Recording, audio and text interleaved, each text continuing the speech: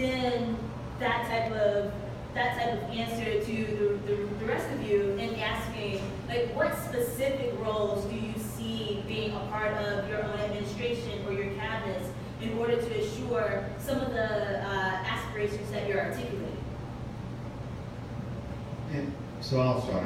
So as I mentioned, I think we need a deputy mayor of arts and culture in the city of St. Louis, someone who can really be someone to spearhead the celebration of our culture here in St. Louis, and to push the arts as really a point of attraction for people to come to St. Louis, both as tourists and as new residents. So I recall Alderman Boyd's response. He called it the Director of Arts and Culture.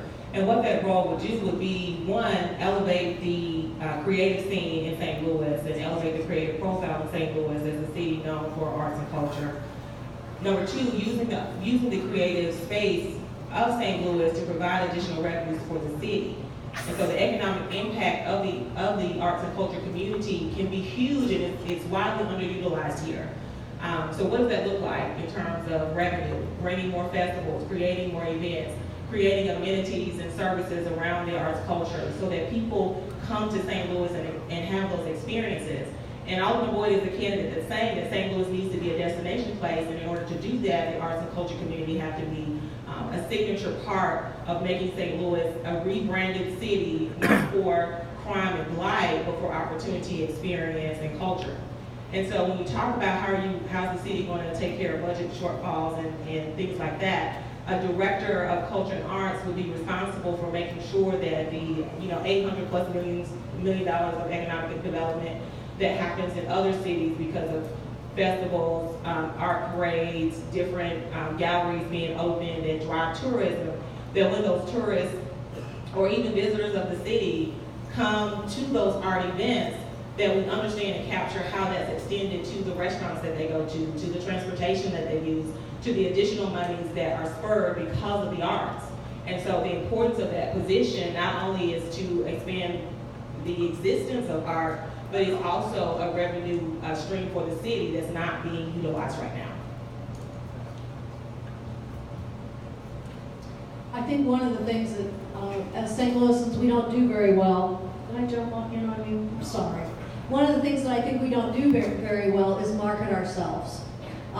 There are so many great streets, so many great neighborhoods, so many great festivals, and there is an arts calendar. There's an overall arts calendar, which you're probably aware of. I don't know if it has everything on it or not, but certainly I think the marketing of our city, which would include the arts festivals and all the calendar of events through the CBC and through the RCGA and all of the different entities that we have. By the way, having a lot of different entities is part of the problem with this, not marketing ourselves very well. But to be able to market ourselves, because tourism is a great economic driver, and there are many people that want to come and do come to these festivals and to the gallery openings or the gallery walks or the dance performances or the theater performances.